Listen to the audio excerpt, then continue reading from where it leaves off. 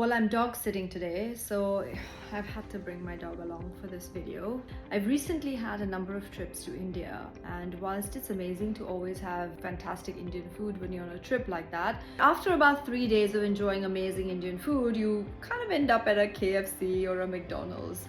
And what's really interesting to see in India is the McDonald's is full of some very unique offerings, because obviously beef to a largely Hindu population is not really appropriate. And McDonald's has some amazing potato cutlet burgers and signature chicken burgers and things like that. Has a very localized and personalized service where many components, ingredients of their cooking machinery as well as of their ingredients are all sourced locally.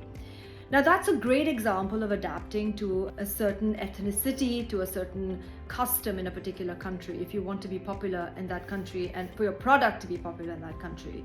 If you look at Unilever, it's another great example where Unilever created these small sachets of like a shampoo and conditioner, where a rural population that may not be able to use or afford bigger shampoos and conditioners of sort of like the Western brands were able to access these. And also Indians largely believe in a lot less waste, and this was much less wasteful than having large bottles of shampoo and conditioner. We've seen many other brands. I mean, Nokia adapted to the Indian market very, very well, and literally every farmer and every person had a small Nokia available to them.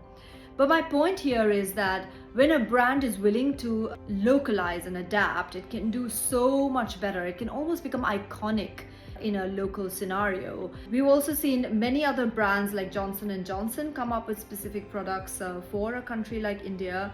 And we see this innovation a lot. We see this now with different brands looking at China and looking at the Asian markets for perspective, where, for example, if they didn't really adapt to what the cultural requirements are of that country, they can't really do as well.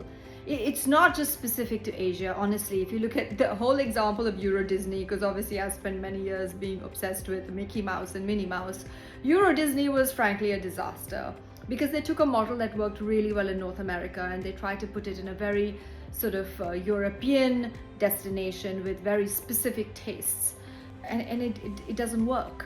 So I think moral of the story and what I'm trying to get to is brands are very valuable. They provide a certain level of emotional connect to the people who buy them, who feel very strongly about those brands.